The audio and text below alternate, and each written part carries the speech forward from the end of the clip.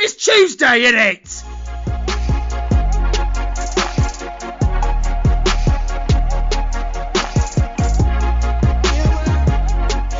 You've seen Bones, right? Bones? Yeah, I Yeah. love Bones, dude. You know the guy, Empress the Brennan? killer, the one that that replaces the guy's ribs and puts them like on a statue, Yeah, and yeah. they never figure out who it is. I don't. That I watched all the Bones, but I also watched all the Criminal Minds. So sometimes I get like all the episodes intertwined, and then I'll get they're confused. like this hot. It happens to Yeah. me, bro. Um, I loved. I don't know which one I liked more. I probably liked Criminal Minds more because I had an obsession with both of them though. I watched both shows fully all the way through. See, I But couldn't handle Criminal Minds after I lost the, you know which guy, Gideon, the blonde guy, the blonde guy, which one? the smart one, Oh, the guy, Spencer. yeah, Yeah, like once he had Spencer. like his mental break thing. Yeah. Um, And then no, see, I couldn't watch it after that. I know I continued, and they're like, "Oh, it's good. It gets better." I'm like, I can't do it. I don't even remember him being gone from the show for good. Maybe I didn't finish it. Because I remember like he had his mental break, and then I remember Prentice dies, but then it's like a fake death, and then like all that stuff. But you know what was the most trippy was in Bones actually, when Zach, like the nerdy kid that I really liked, he was one of my favorite characters. When yeah. he ends up being the killer, do you remember that? Yeah, Because he was yeah, like one of like dude. Because it's the coolest dudes.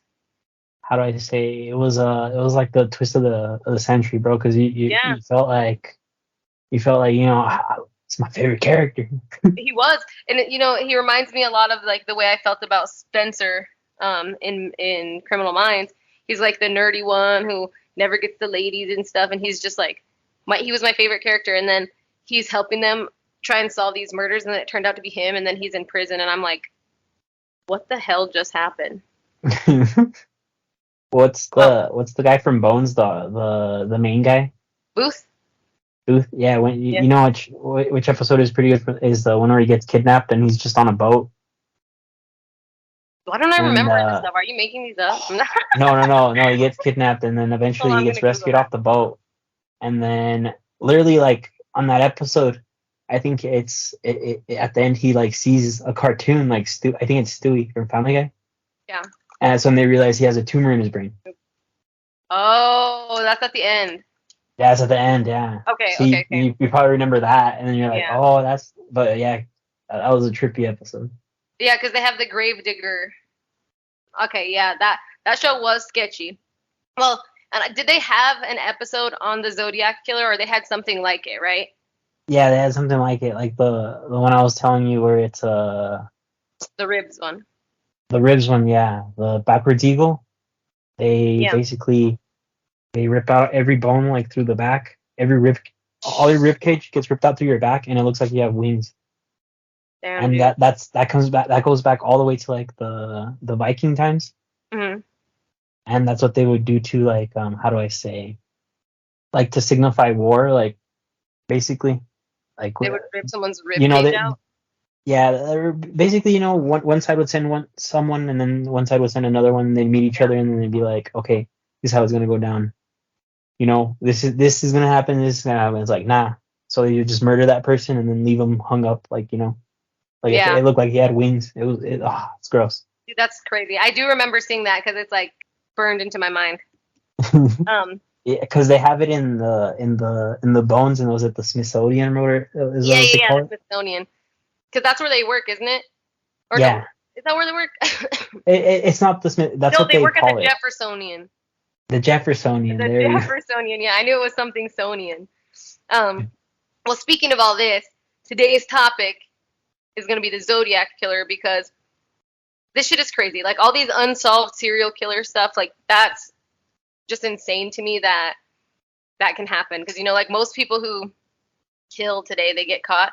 But I think most people nowadays get caught because they're like killing loved ones and stuff. Like if you were to get killed at your house, your families would be like the first suspects, and then your friends. They wouldn't just be like, oh, it was Tommy from freaking 7th Street, like right off the bat.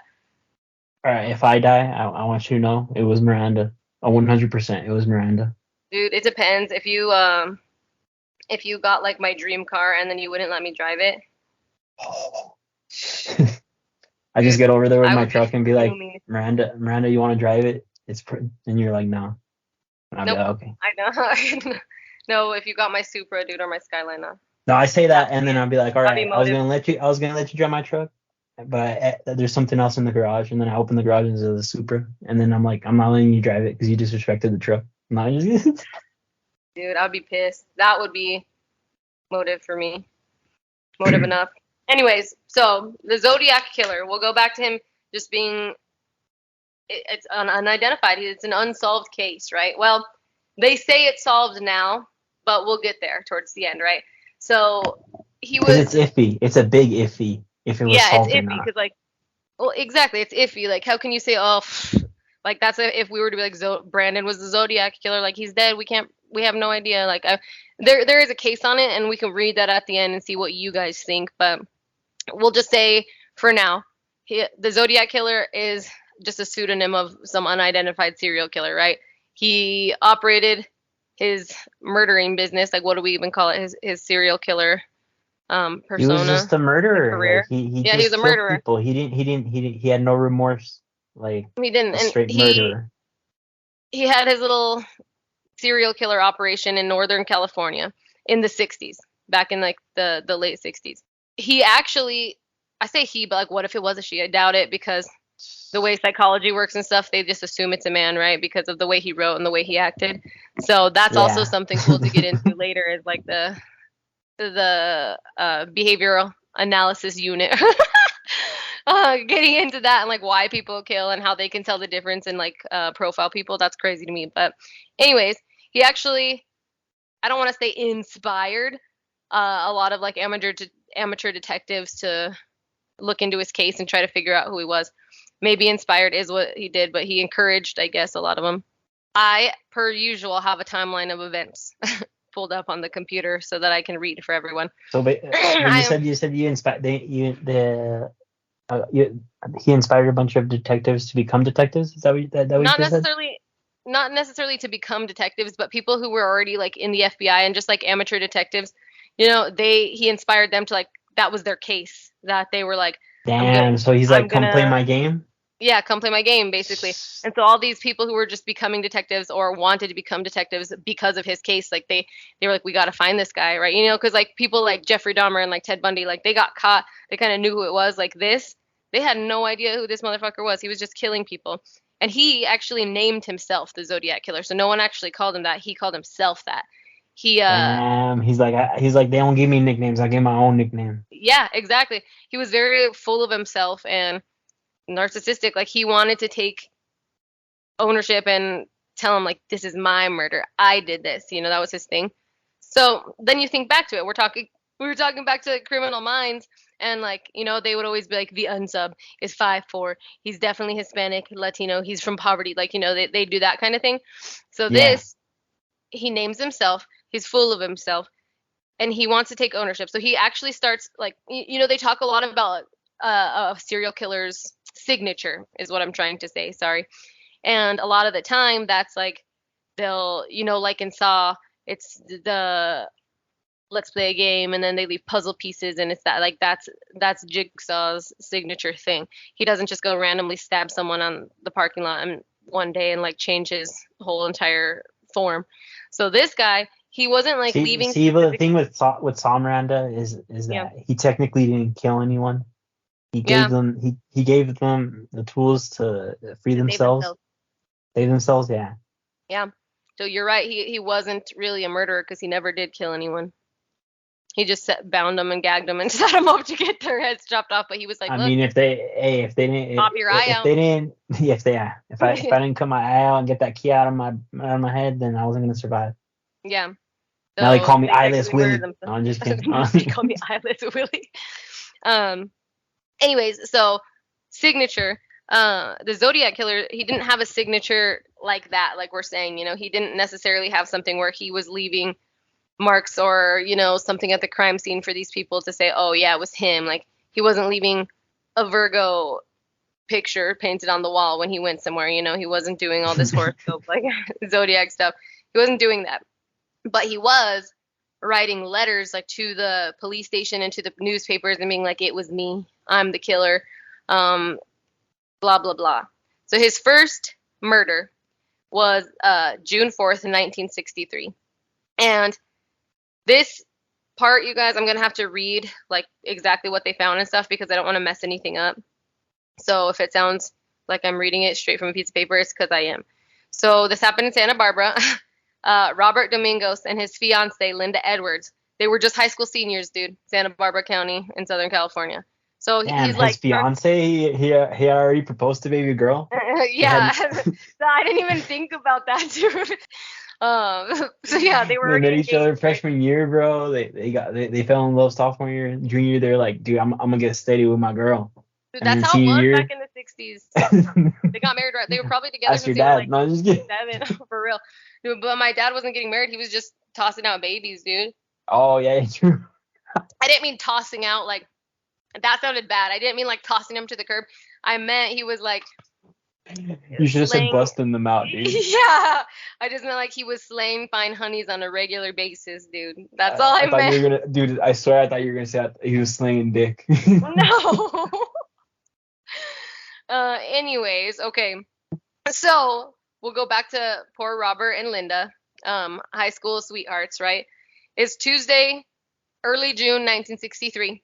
The couple decided to use their senior ditch day to go to the beach. When they didn't return home by the next day, Robert's father obviously went to the beach and was horrified because he found their dead bodies, dude, laying together inside the remains of like this shitty, crumbling up old shack that was there. They were both bound with rope, and they apparently they had tried to escape, but they were both shot with a 22. So Robert was shot 11 times and Linda was shot 9 times, dude. That's brutal. That's a lot of times to be shot. Like, they probably died after 1 or 2 shots each, and he just kept shooting them. Yeah, he was just like, I gotta make sure they're dead. Just unloaded 2 clips. Yeah, so not only did he just shoot Robert 11 times and Linda 9 times, he then drug their bodies into that shack where he Did tried. you say? Anyway, so then he dragged their bodies into that shack that I was telling you about, and he tried to start the shack on fire and burn the bodies, but he failed to like be successful. Obviously, okay, that doesn't make sense. He failed to start the fire correctly. Not he failed to be successful. He killed them, but that's so stupid. he didn't dispose of them right. That's what you're saying. Yeah, sorry for the coughing. So investigators at this point, they had a few leads, but in 1972, this is when the Santa Barbara County Sheriff's Department announced that, wait a second, this has a connection to the Zodiac killer. So the beach killer is what they called him at the time. He used it has all the stuff for the actual gun he used. He used a Winchester Western Super X ammunition, the same ammunition used by the Zodiac killer during the 1968 murders on Lake Herman Road. The Dominguez and Edwards case also had similarities to the Zodiac's attack of a younger couple at a different lake in 1969. So this is where they started to be like, wait a second, he struck earlier than we thought. So at this point, for all those years, almost 10 years, it was 9 years, they had no idea who killed these kids. So then we flash forward. He had been murdering people in those 10 years, and people wouldn't even know it was him. And there's only a few murders that they for sure know was his. I think it's 5 or 6 murders or something. But he has claimed to have murdered 36 people or something crazy, but they couldn't piece it all together. So they couldn't now find we the flash bodies. forward, or something, I don't know. So now we flash forward to 1966. We're in Riverside, California. It says possible Zodiac murder. So 18-year-old Sherry Josephine Bates lived with her father, Joseph, and was a student at the Riverside City College. On October 30th, 1966, she left a note that said, and I quote, "Dad, went to the RCC library." The next morning, her Volkswagen Beetle was found abandoned in the library parking lot, and her body was lying nearby between 2 houses. She had been stabbed several times, and her throat was slashed. Police found a men's Timex watch at the crime scene, a print from a military boot, some hairs in dried blood on the victim's hand. Sherry's purse was intact, and an autopsy revealed no evidence of sexual assault, so that's good. At least he didn't rape her or anything. A month after the murder, the newspaper and He just killed her. That's it. I didn't mean it like that, but I mean at least he didn't like have sex with her dead body or something. 1 month after the murder, the local newspaper and the police department received typewritten letters titled The Confession from someone who claimed to be the killer. The author wrote, and I quote, "Miss Bates was stupid. She went to the slaughter like a lamb." And then he added, "I am not sick, I'm insane." That's what he wrote in a letter to them, dude. In April 1967, the newspaper, the police, and Joseph Bates, the father, received virtually identical handwritten letters which each read, "Bates had to die, there will be more." The notes were signed with a symbol that resembled the letter Z, so they assumed that was Zodiac, right? In 1969, Riverside police contacted investigators in Northern California regarding the similarities between the Zodiac crimes and the murder of Sherry Bates. So anyways, at this point, the examiner for the letters at the California Department of Justice noted that the Zodiac Killer was responsible for these notes that were related to the Bates case, right? So the Riverside connection was later revealed to the public by Paul Avery, reporter for the San Francisco Chronicle. The Zodiac then sent a letter to the Los Angeles Times indicating that the killer confirmed the theory that he had killed Bates. The Zodiac wrote, "I do have to give them credit for stumbling across my Riverside activity, but they are only finding the easy ones. There are a hell of a lot more down there." Years later, Riverside police rejected the Zodiac theory and focused on a man who they said was a jilted former lover of Bates. So at that point, they're like, nah, it isn't the Zodiac Killer. But the Zodiac Killer said, yeah, it was. But weird, right? So in the late 1990s, police obtained a sample of the suspect's DNA to compare the DNA taken from the hair found in the victim's hands in the 1966 murder. The DNA did not match her ex-lover, dude. So it had to be the Zodiac Killer, right? But then the suspect himself, he said, like, I didn't have any involvement in killing Sherry, bro. I didn't. But they were like, nah, we think. But even though the Zodiac Killer was like, it was me. I swear to God, it was me. He called. Like, he even had a phone call with them. He's like, yo, it's not that guy. It's me. Yeah, it's not him. It's me. I'm telling you. And they were like, seems sus. You know what? It's like if we tell you people. If we tell everyone that we caught you, you know, maybe you're not you'll leave. Maybe they did this in Criminal Minds once where they said, okay, we know it was this dude, but to set him up to come forward, let's give the attention to someone else because all the Zodiac Killer wanted was the attention, right? Yeah. So he wanted people to know it was him. Yeah, the praise of knowing that he was a killer. Yeah. So if they say, oh, okay, we're not going to give him credit for this. He wanted all that credit. Let's give it to someone else. Maybe he'd be like, oh, okay, it was me, right? So then we'll go December 20th, 1968. 5 nights before Christmas, high school students Betty Lou Jensen and David Faraday set out on their first official date together, promising Betty Lou's parents that they'd come home by 11 p.m. Shortly after that time... Damn, 11? That's lit, that's bro. Late, right? That's lit. Shortly after that time, passing motorists saw the Rambler and its occupants parked at a Lover's Lane spot. I have to poop. Okay, shortly after that time, I'm going to finish this sentence and I'm going to have to run to poop really quick. Shortly after that time, passing motorists saw the Rambler and its occupants parked at a Lover's Lane spot along Lake Herman Road in Benicia, is that how you say it? California? Yeah. Moments later, another driver noticed 2 seemingly lifeless bodies on the side of the road. Benicia police and others responded to the scene and discovered Betty Lou dead with 5 bullet wounds in her back. David was found next to the Rambler with a bullet wound in his head, still breathing but near death. Bullet holes in the car's roof and back window indicated that the killer may have fired warning shots to force the victims out of the vehicle. Shell casings recovered at the crime scene identified ammunition as the Winchester Western Super X, copper-coated. The same fucking gun. Ballistic evidence indicated that the killer used a .22, possibly a J.C. Higgins Model 80 semi-automatic pistol.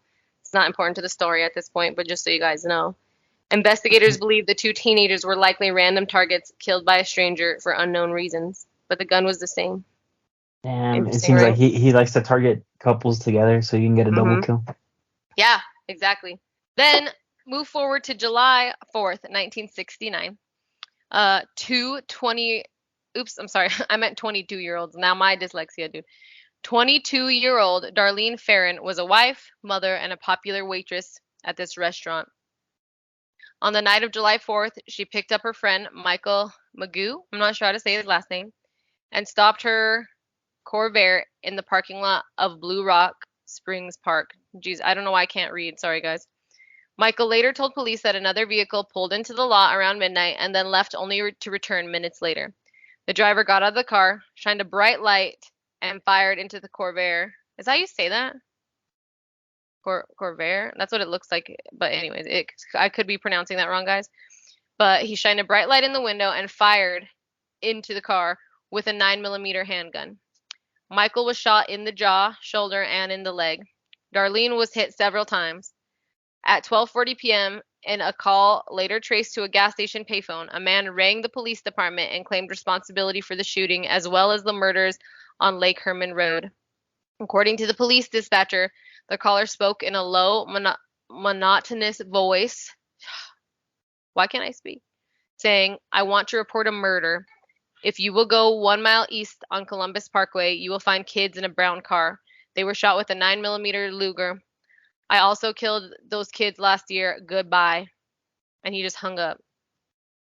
Darlene died on arrival at the hospital, but Michael actually survived. Investigators were unable to identify any viable suspects for that murder. Yeah. he's a straight like ninja, bro. He don't care. Well, then you think back then they didn't have like, I know it hasn't been that long, but the stuff we have now to investigate murders is way better than it was back then even. It just gets better and better. So could someone doing some type of serial killer thing like this in today's day and age, could they still get away just as easy, you think? I don't see.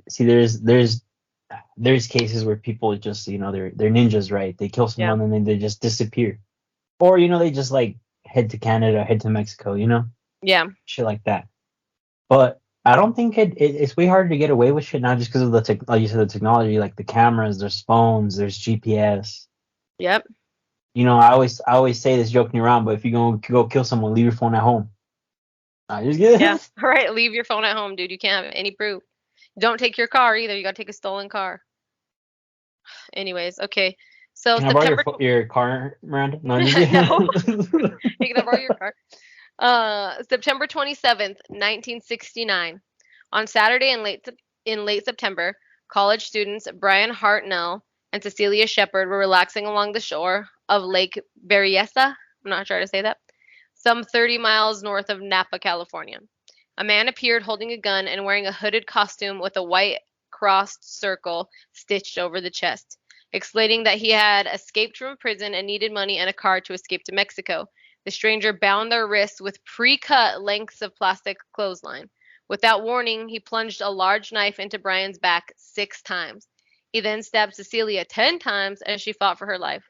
The man then walked to Brian's car and used a pen to draw a crossed circle on the door with the dates and locations of the previous attacks.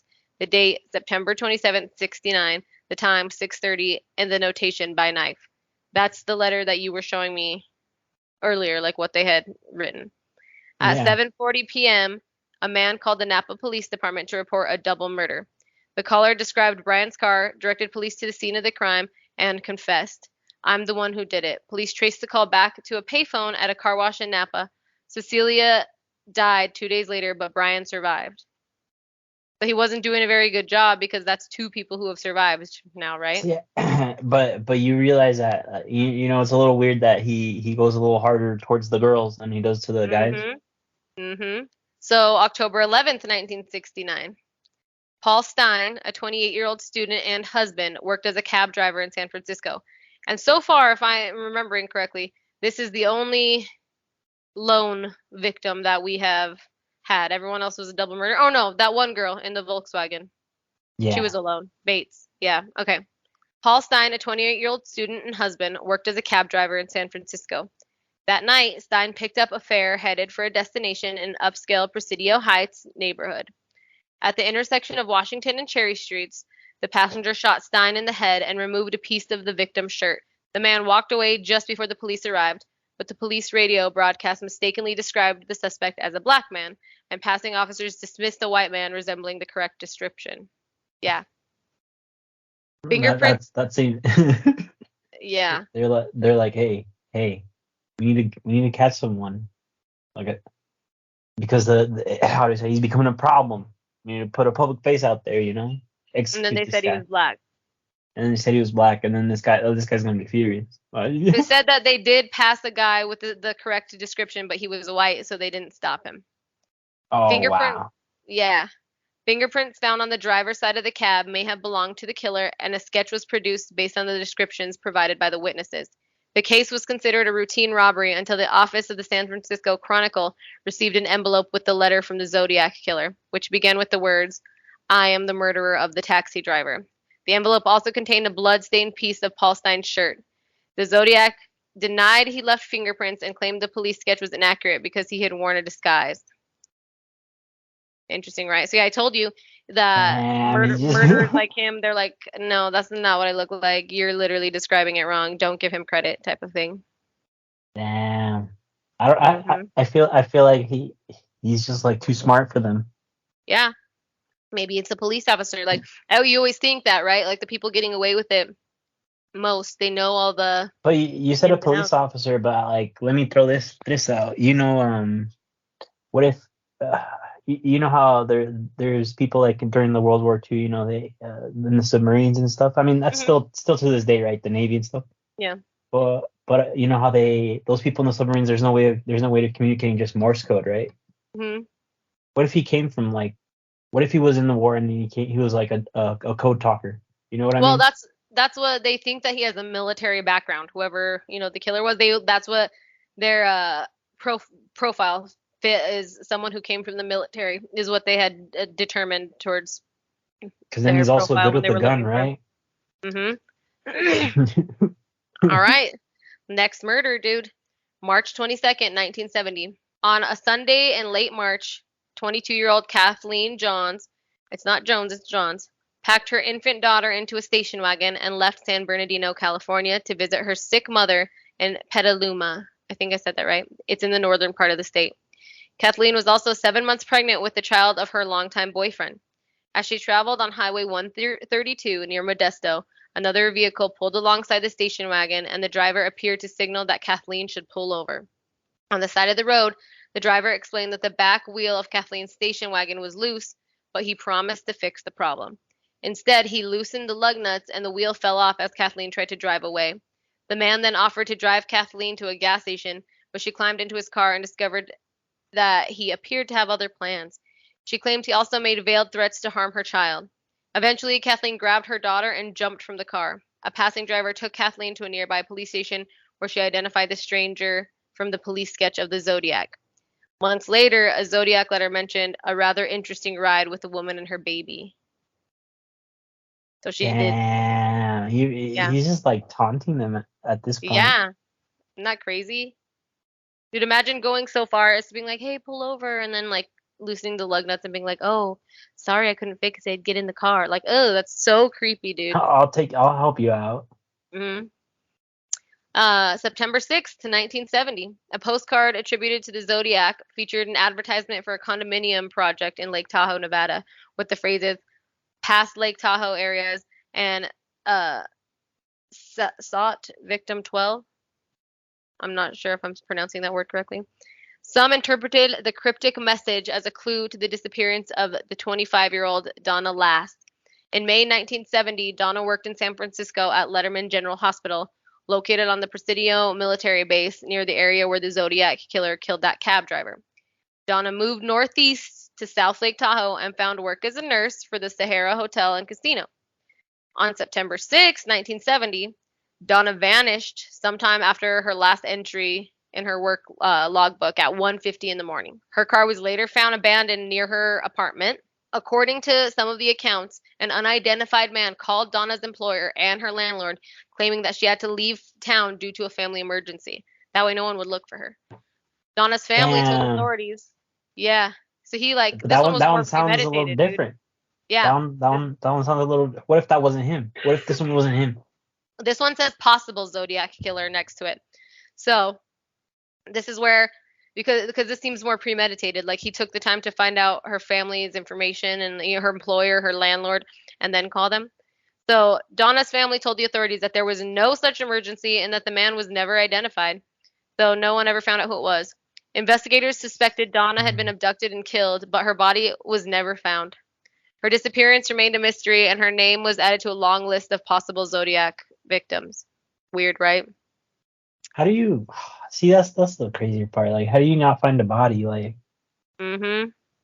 So then, this is from Albany, New York. This next part that I'm going to read. The search for new leads in the Zodiac case led investigators across the United States to Albany, New York. The office of the Albany Times-Union newspaper received an envelope postmarked August 1st, 1973, with a crossed circle drawn in the corner instead of a return address.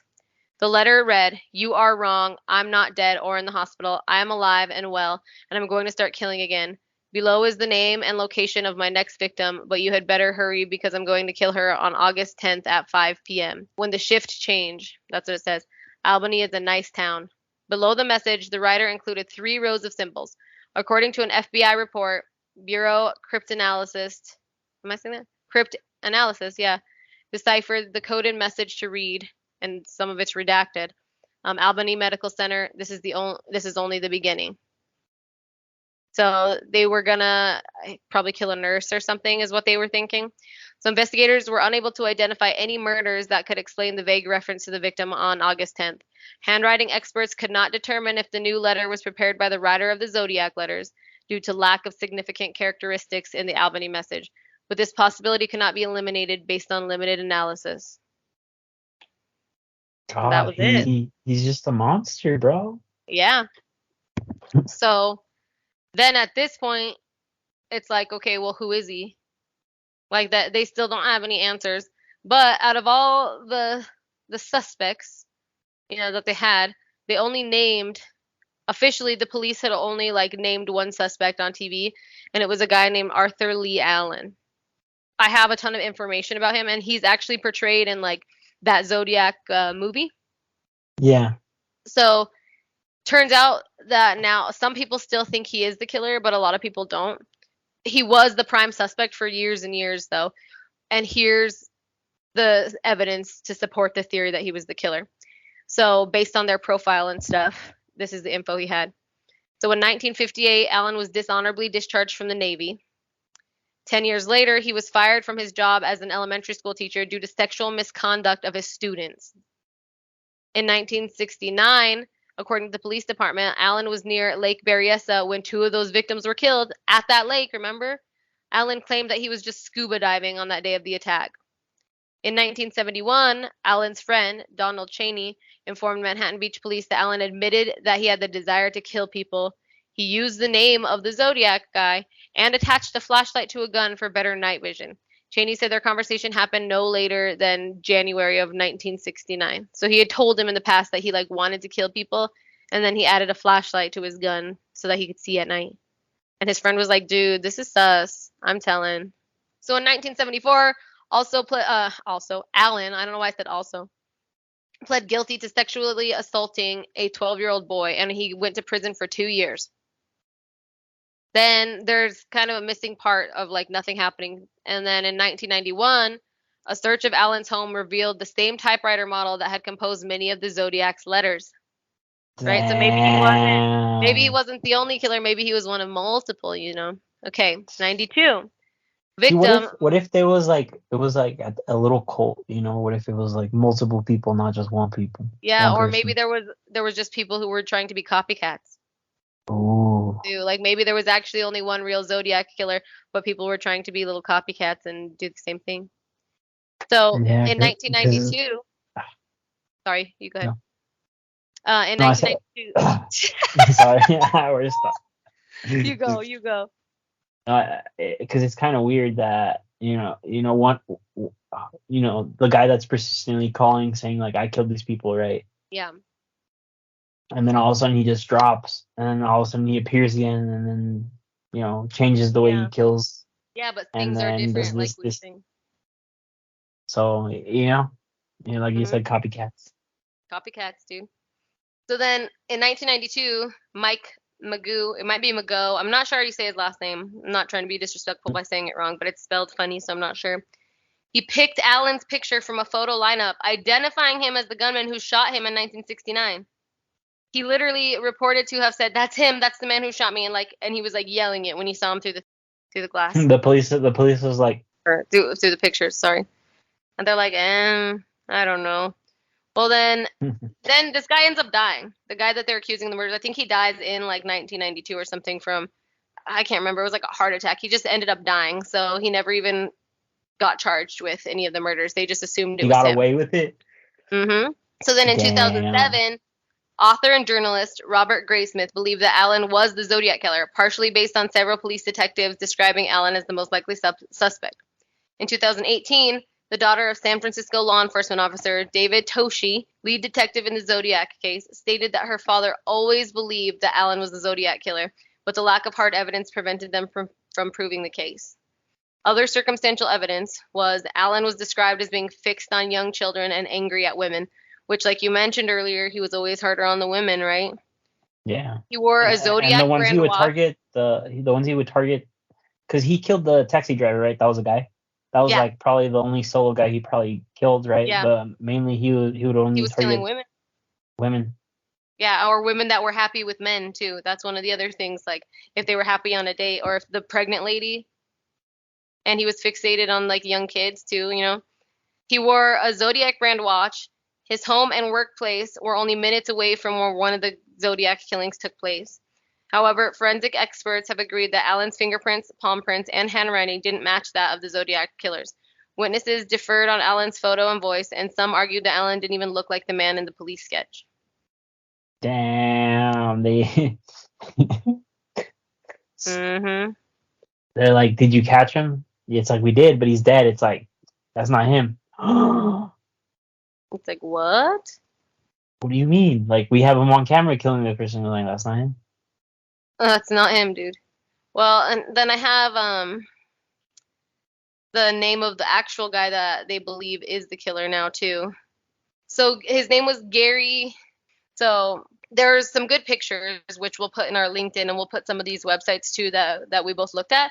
But they have like the original drawing and stuff of who they thought was the Zodiac Killer.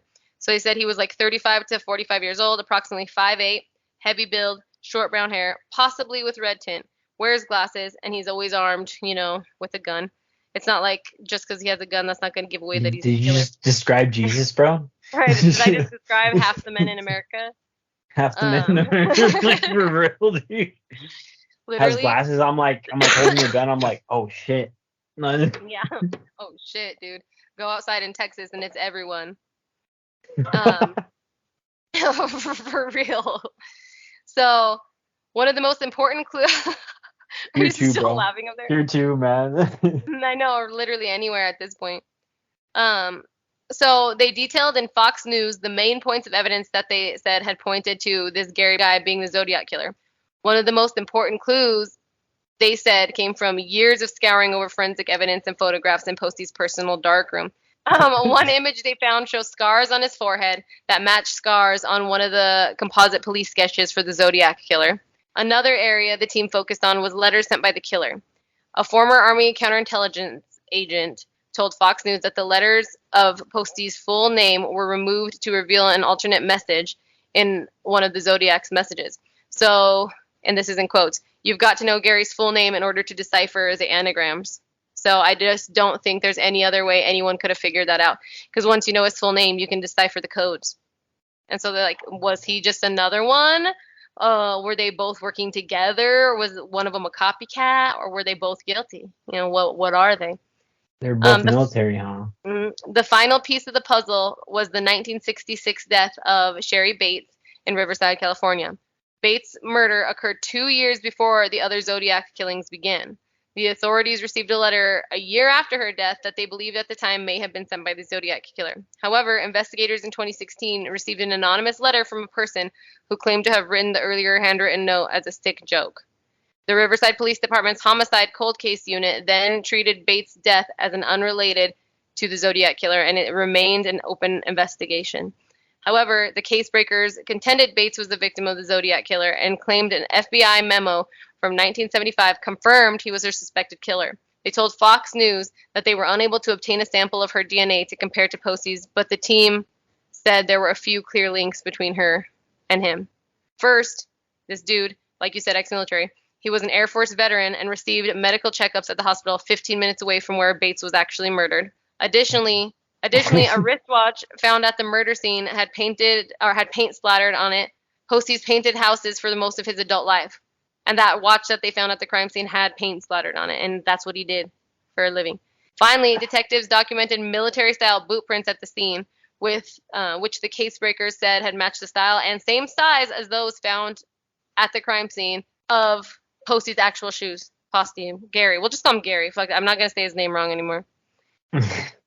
Fox News reported it spoke with the woman who lived next door to Gary, and she now believes he was the Zodiac killer after seeing the evidence from the case breakers. Another man named Hans Smith told Fox News he hid a whistleblower for 10 years from a criminal group led by Gary. The whistleblower told the case breakers and Fox that Gary had groomed him into a killing machine, and he said that he had once seen Gary burying murder weapons of his own. So it got more complicated now that now we got like this. You read that one other suspect, and now you read this suspect, and you're just like, what the fuck? And then you can see the comments like on these forums and stuff. And one of the guys, which is actually a really good point, is he said the best theory for who the Zodiac Killer is, or who, Jesus Christ, I can't speak. The best theory for the Zodiac Killer case is that there was no Zodiac Killer at all. There were just unrelated murders, and one guy started taking credit for it. A lot of the information in his letters is just completely wrong. One of the best suspects for the letters is actually a guy who worked at the newspaper, who just happened to be working whenever one of the letters came in. See? So were they just doing it for publicity so that these reporters could make money? Yeah, maybe there was a sort of serial killer, maybe, or that. Like, I kind of think the copycat idea is good. Like this guy said, there was no Zodiac Killer at all. Maybe just one dude murdered a couple or two couples, and then he was like, this is kind of weird. And then someone was like, what would be crazy is if we make the police believe there's some secret serial killer, just like this guy is saying. The media ran with it, or there was just copycats, and there was never actually a Zodiac Killer. They were all just different people trying to get attention. Man, it makes it seem like what you said, there's no Zodiac Killer.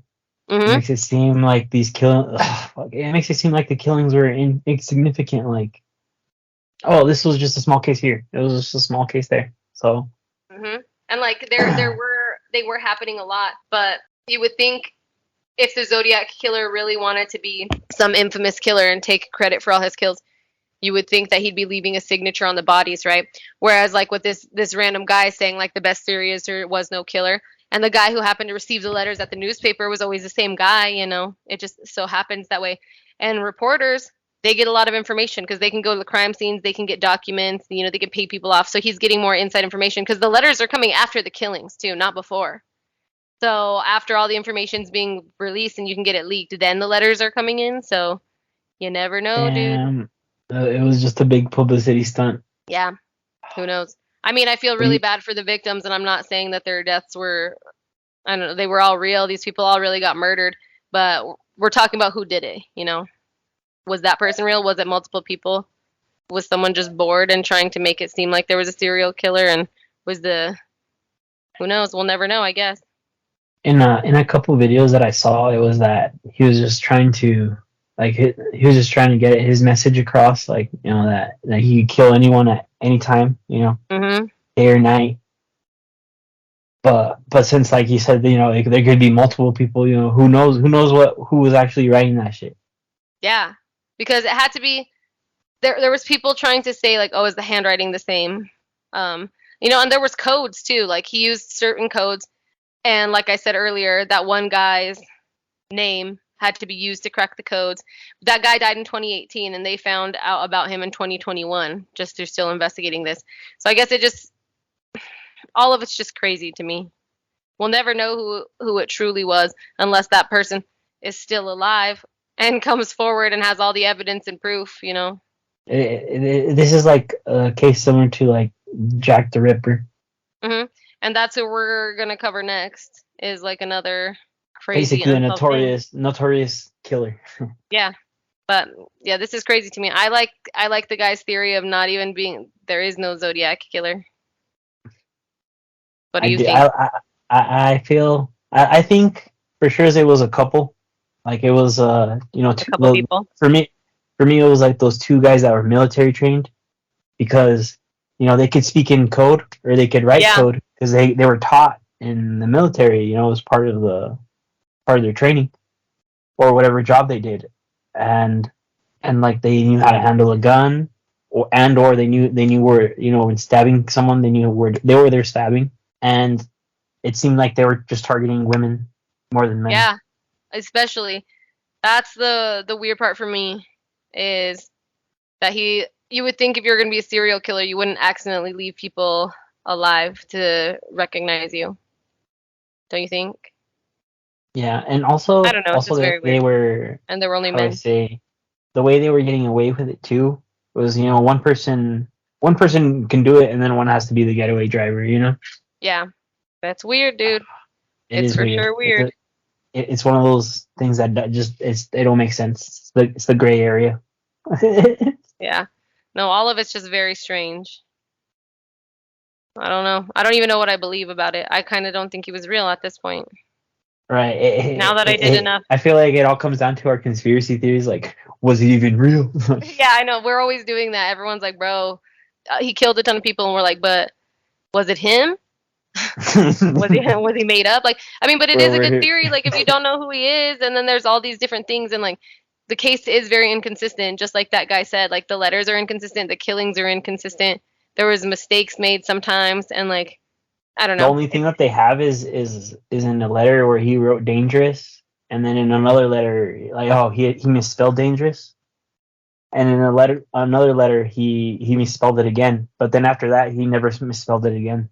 Yeah, that's weird, dude. So that's the weird part. Like, Well, I guess we'll never know. we'll One, never one, know. one of the mysteries of life, dude. Yeehaw, brother.